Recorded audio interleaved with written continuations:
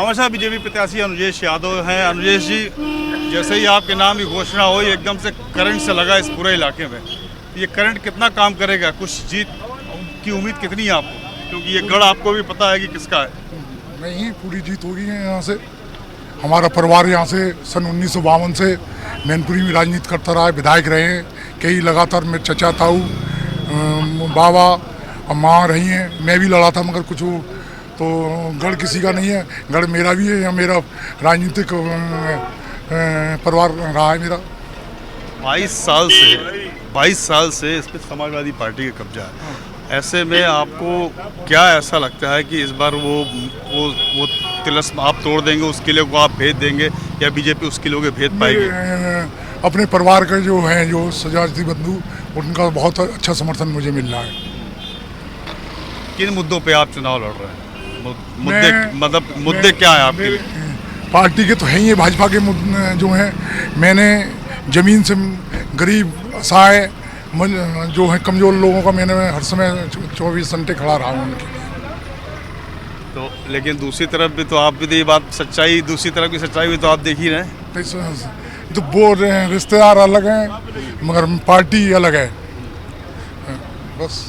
ठीक है, मतलब आपको पूरा भरोसा है कि जीत आपकी होगी? अपने कार्यकर्ताओं पे, अपने लोगों पर, अपने पुराने 50 साल के लोगों पे मुझे पूरा भरोसा है। एक से एक आखिरी सवाल, जो पूरा यादव वोट बैंक है, करीब जो मैं पढ़ रहा था 1,30,000 है, वही डिसाइडेड है। तो उसमें कितना मतलब आपको शायद इसीलिए मुझे उम्मीद है कि 50-60% से आसपास मुझे मिलने की उम्मीद है। सब वही लड़ते रहते हैं, और किसी यादव को चांस मिलेगा कि नहीं मिलेगा? ये असली बात है।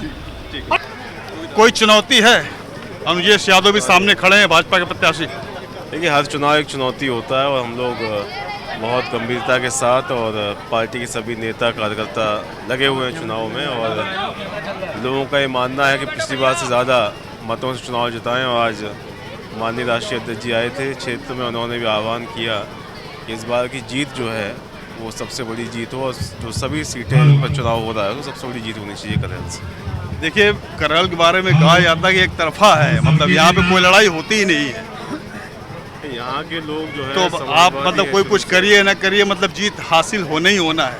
यहाँ के लोगों का लगाव और जुड़ाव नेताजी से इस प्रकार का है, और आप रिकॉर्ड उठा के देखेंगे तो आज़ादी के बाद से लगातार समाजवादी विचारधारा को यहाँ के लोगों ने हमेशा पसंद किया, सत्ता के विपरीत संघर्ष किया। और समाजवादी पार्टी का जो साथ है, जो लगाव जुड़ाव, पारिवारिक माहौल जो हम लोगों का है, उसी का नतीजा है कि लोग हमेशा अपना प्यार और सम्मान हम लोगों को देते हैं। और इस चुनाव में मुझे लग रहा है, जब से पीडीए परिवार हमारा बड़ा हुआ है, बहुत बड़े अंतर से हम लोग चुनाव जीते हैं। तेज प्रताप जी, जिस तरीके के नतीजे लोकसभा चुनाव में आए, समाजवादी पार्टी ने जो बढ़त हासिल की, जो अपनी ताकत बनाई, बहुत ही लग रहा है कि इस बार अग्नि परीक्षा सबके लिए, भारतीय जनता पार्टी के लिए भी है, समाजवादी पार्टी का जो पीडीए है उसके लिए भी है, मायावती के लिए भी है, सबकी साख दांव पे लगी है। ऐसे में समाजवादी पार्टी करहल नहीं, बाकी विधानसभा से क्या नतीजा लगता है कि कितनी कामयाबी मिल पाएगी?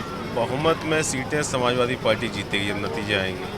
और वजह इसकी डर का आलम तो ये है कि मिल्कीपुर को उन्होंने रोक दिया, तो वहाँ भी हार का सामना करना पड़ता। और लोकसभा में जो नतीजा है, समाजवादी पार्टी ने जिस तरह सभी को साथ में लिया, प्रतिनिधित्व दिया, बहुत सारे लोगों को जो टिकटें दी गई, तो लोगों को विश्वास ये हुआ है कि सबको साथ लेकर चलने की कोई बात करता है और काम करता है समाजवादी पार्टी है। कांग्रेस को टिकट नहीं दिया आप लोगों ने, मतलब वो आप ही के सिंबल पे लड़ेंगे? कांग्रेस और हमारा जो गठबंधन है, इंडिया अलायंस जो है, वो मजबूत है, और वो हमारी आपसी जो भी रणनीति है वो उच्च स्तर पर तय होगी। और जो जिस तरह की खबरें चलाई जा रही थी अलायंस में दरार है या मनमुटाव, ऐसा कुछ भी नहीं है। अलायंस पूरी तरह से मजबूत है। बहुत बहुत धन्यवाद। तो तेज प्रताप यादव करहल विधानसभा से प्रत्याशी बनाए गए हैं, और उत्तर प्रदेश में लोकसभा में जिस तरह की जीत हासिल की, जिस तरह की बढ़त बनाई, इस विधानसभा के उपचुनाव में भी समाजवादी पार्टी का दावा है कि पूरी की पूरी सीटें वो जीतेंगे।